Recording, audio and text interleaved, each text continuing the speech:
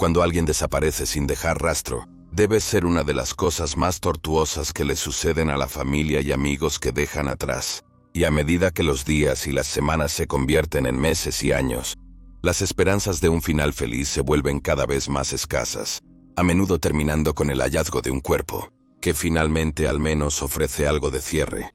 Sin embargo, a veces no hay final, sin explicación, sin cierre, ya sea porque la persona desaparecida no quiere ser encontrada, o la persona responsable de la desaparición ha ocultado sus rastros de manera experta. Aquí, observamos 3 desapariciones que nunca se han resuelto, pero han capturado la imaginación de los detectives de Internet, que están desesperados por unir algunas de las pistas crípticas para intentar finalmente encontrar algunas respuestas. Este es Detective de Casos Fríos.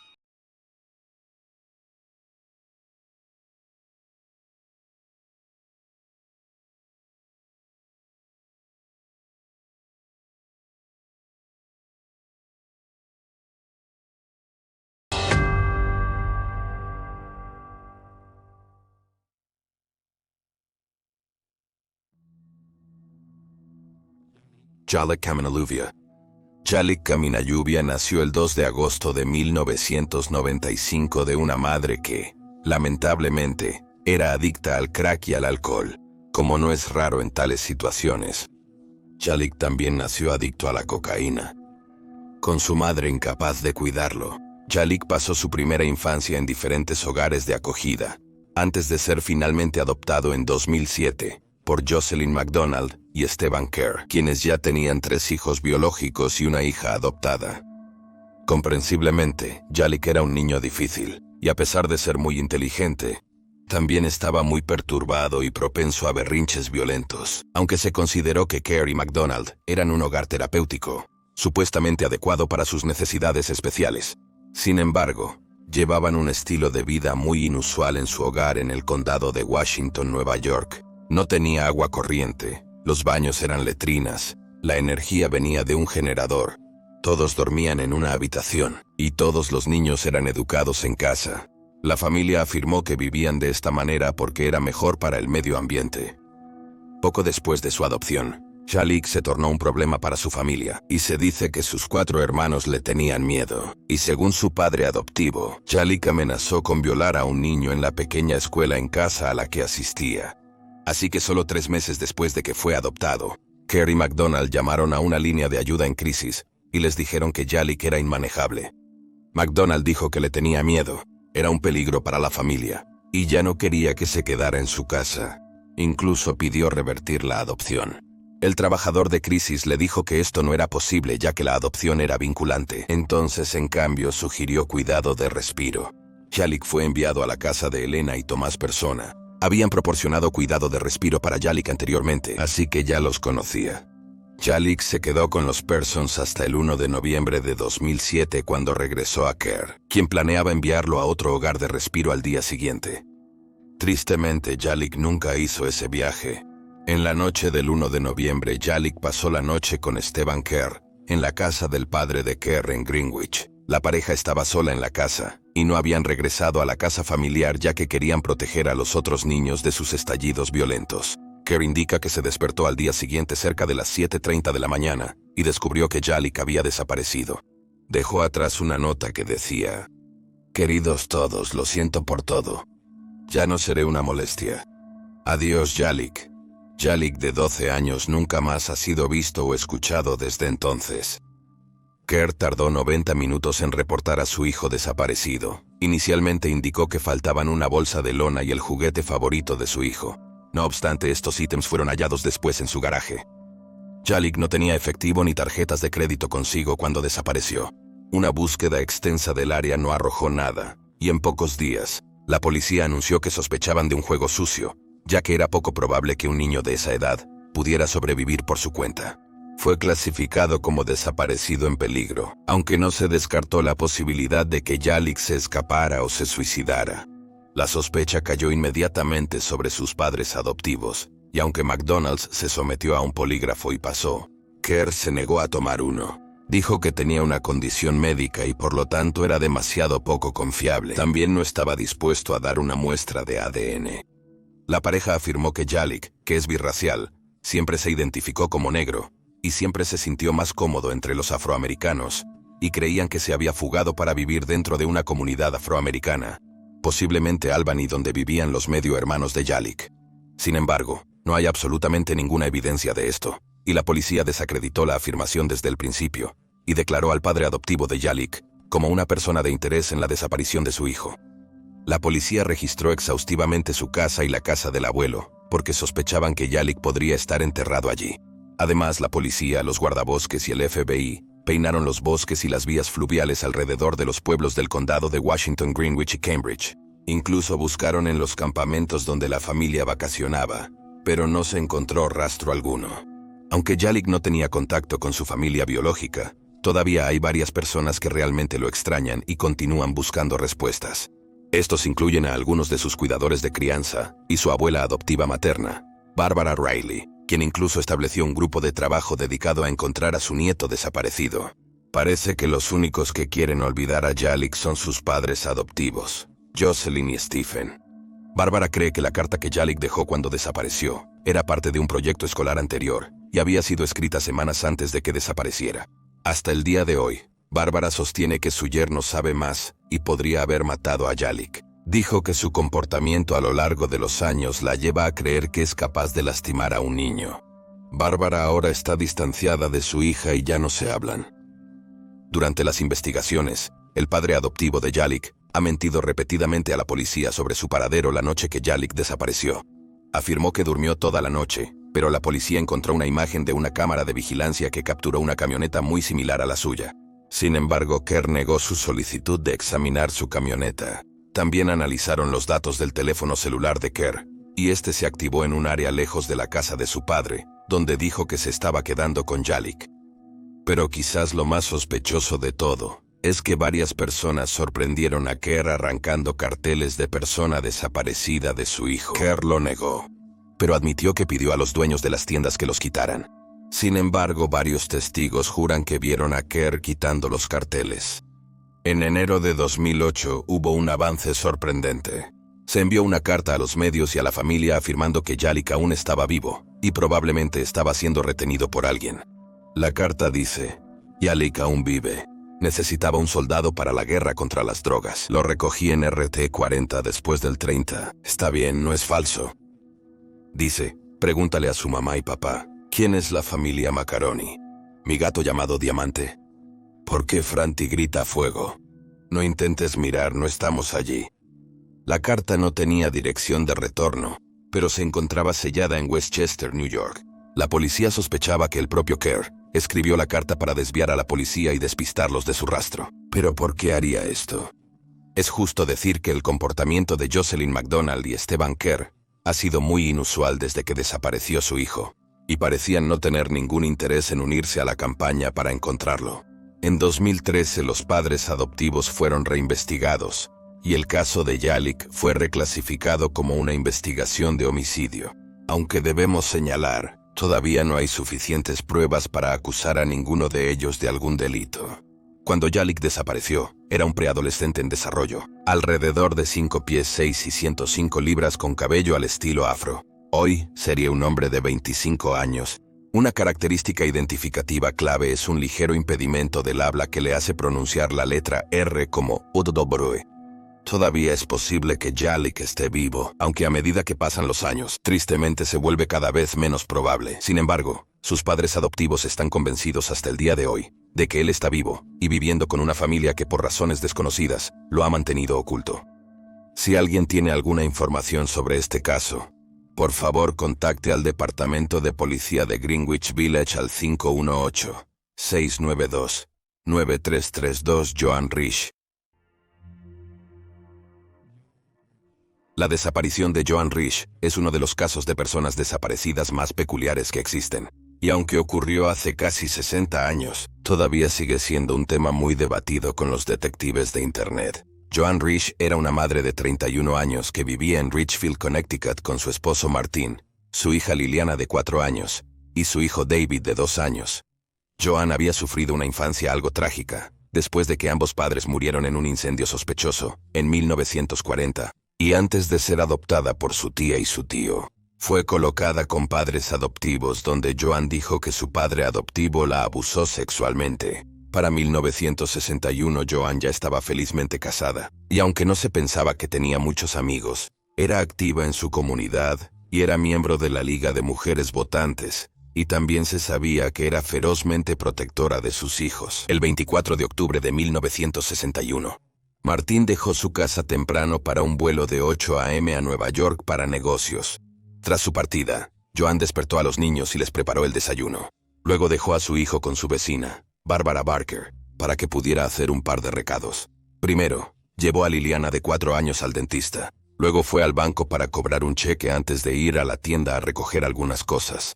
Joan y Liliana regresaron a casa a las 11 a.m. y recogieron a David de Bárbara. El lechero y el cartero que entregaron en la casa de Joan ese día dijeron que no notaron nada inusual. Y el tintorero que recogió los trajes de Martín para limpiar desde dentro de la casa dijo lo mismo. Todo parecía normal. Cerca del mediodía, Joan hizo el almuerzo para los niños y después puso a David a dormir la siesta en su cuna. Normalmente dormiría unas horas a esta hora. Mientras David dormía, Liliana jugaba con Douglas, el niño del vecino, mientras Joan hacía tareas en el jardín. Un poco antes de las 2 p.m. Joan preguntó si Liliana podía ir con Douglas a su casa a jugar y le dijo a Bárbara que volvería en breve. Ambos niños jugaban en el patio. 15 minutos después, Bárbara miró por la ventana de su cocina y vio a Joan salir de su casa con un abrigo de trinchera. Dijo que Joan parecía aturdida y caminaba rápidamente, pero simplemente asumió que estaba persiguiendo a David. Más tarde vio a Joan caminando de regreso hacia su casa. A las 3:40 p.m., Bárbara envió a Liliana de regreso a su propia casa porque necesitaba hacer recados para ella misma. Regresó a casa a las 4:15 p.m., y fue entonces cuando Liliana salió de su casa diciendo: «Mamá se ha ido y la cocina está cubierta de pintura roja».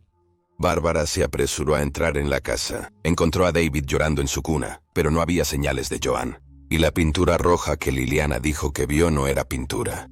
Era sangre. La policía llegó a las 4:33 p.m., y el sargento Miguel McHugh llegó unos minutos después. Había sangre en el suelo y en las paredes, y el teléfono había sido arrancado de la pared y arrojado a un cubo de basura. La mesa y las sillas habían sido volcadas, y un libro de direcciones encontrado cerca estaba abierto en la sección de números de emergencia. El sargento Mike entonces notó que la sangre en el suelo de la cocina se rastreaba hasta el dormitorio de David y todo el camino de regreso a la cocina. El rastro continuó hasta el exterior y se detuvo en el maletero del coche de Joan. La cantidad de sangre encontrada no indicaba que Joan hubiera sufrido una herida que pusiera en peligro su vida. También parecía que alguien había intentado esparcir la sangre para hacer parecer que había más sangre de la que realmente había. La sangre era tipo O, igual que la de Joan, aunque nunca se determinó si en realidad era su sangre. Los investigadores hallaron sospechoso la cantidad de sangre en el suelo. No había huellas en ella. Sin embargo, había una huella parcial de palma ensangrentada, y 2 huellas dactilares en la pared, y una sola huella de pulgar ensangrentada en el teléfono. En ese momento, no se pudo determinar si eran las huellas de Joan, ya que ella no tenía ninguna en archivo, pero más tarde se confirmó que no eran suyas. Hasta ahora no ha habido coincidencia. Se pensaba inicialmente que ella se había suicidado, pero una búsqueda exhaustiva de la zona no arrojó nada. Las hijas del vecino de al lado le dijeron a la policía que vieron un sedán Oldsmobile de 2 tonos estacionado detrás del propio vehículo de Joan en su entrada alrededor de las 3:20 p.m. el día que desapareció.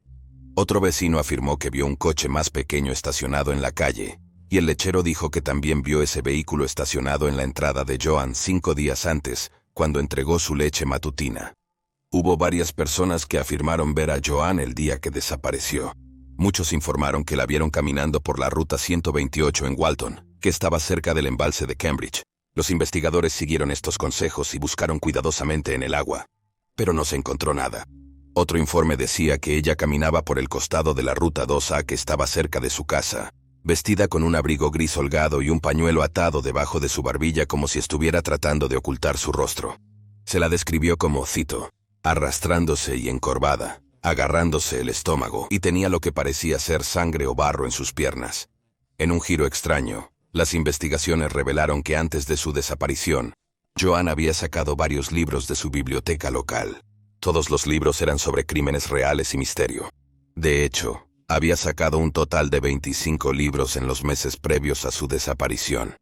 Sin embargo, uno destacó. Se titulaba hacia el aire delgado, y trataba sobre la historia de una joven esposa que desaparece de su hogar, y la única evidencia que quedó fue la sangre que había sido manchada con toallas.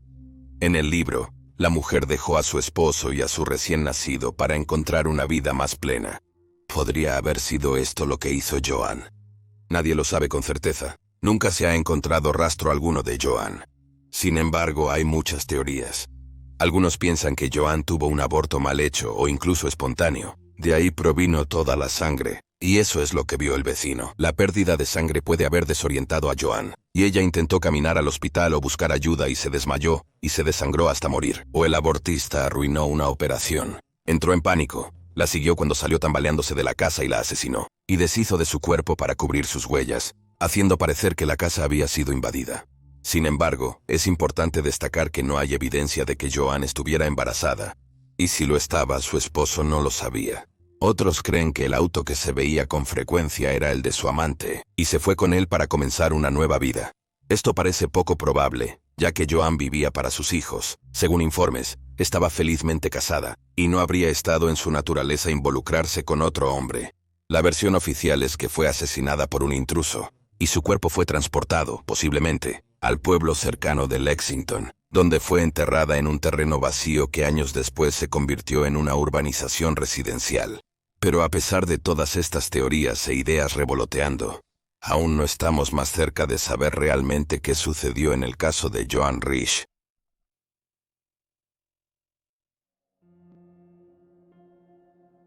Charlie Allen Jr., un estudiante universitario de 22 años, era un obsesivo jugador de tenis que soñaba con convertirse en profesional, pero el 12 de octubre de 2007, desapareció de la faz de la Tierra.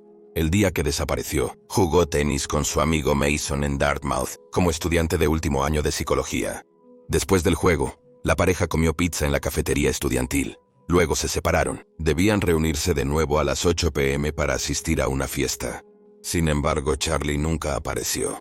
Lo que sucedió después no está claro, pero se sabe que la hermana de Charlie notó que su Facebook había sido eliminado, así que lo llamó para preguntarle por qué. Él se asustó, diciéndole que él no lo hizo y que personas importantes estaban tras él. Terminó la llamada diciéndole que todas las respuestas se pueden encontrar en la tabla periódica de los elementos. Charlie llama a sus padres y les deja mensajes de voz en sus móviles, diciéndole a su papá que va a Texas y a su mamá que va a Florida. En las llamadas parece que está corriendo. La última vez que se vio a Charlie fue alrededor de las 3 a.m. en las primeras horas del 13 de octubre, cuando irrumpió en una casa cerca del campus, vestido solo con pantalones y zapatillas.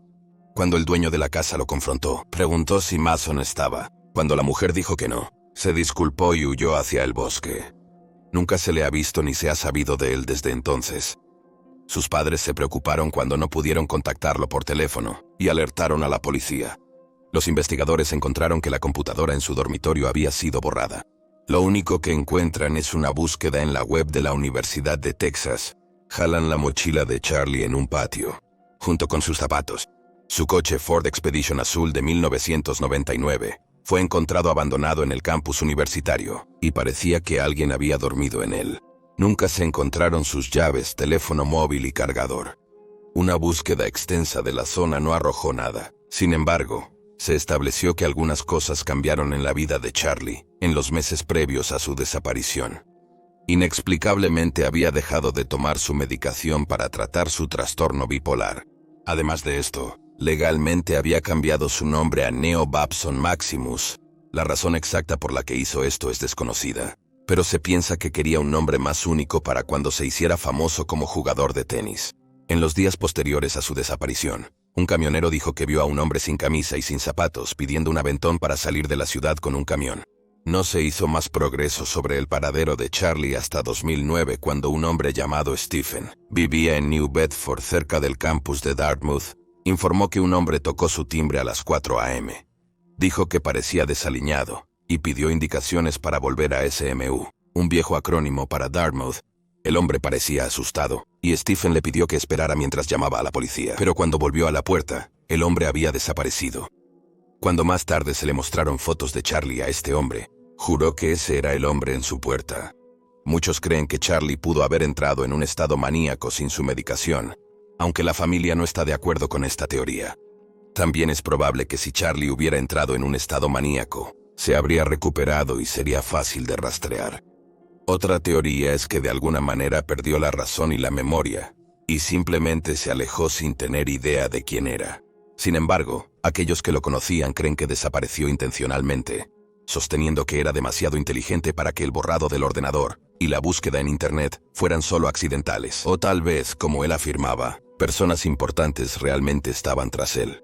Aún no hay información nueva, pero hay un grupo de Facebook creado que se actualiza para ayudar a aumentar la conciencia y tratar de averiguar qué le sucedió a Charlie, o Maximus como ahora se le conoce. Este hombre desapareció a propósito. Estaba dejando pistas sobre lo que pretendía hacer, o había sufrido un colapso mental después de dejar de tomar su medicación. Los investigadores no creen que haya habido juego sucio, pero tampoco tienen idea de dónde está Charlie. Es completamente posible que él aún esté vivo, viviendo alegremente en un lugar con nueva identidad. Esperamos sinceramente que este sea el caso, y que algún día sienta que puede presentarse y reunirse con su familia. Y ahí tienes los hechos. Por favor, comparte tus teorías y especulaciones abajo, y recuerda darle me gusta a este video y suscribirte para apoyar el canal. Si todavía ansías contenido de crímenes reales, también puedes ver el podcast de Detective de Casos Fríos, que se lanza todos los lunes. Encontrarás un enlace a eso abajo. Gracias por ver. Mantente alerta, mantente seguro y nos vemos la próxima vez.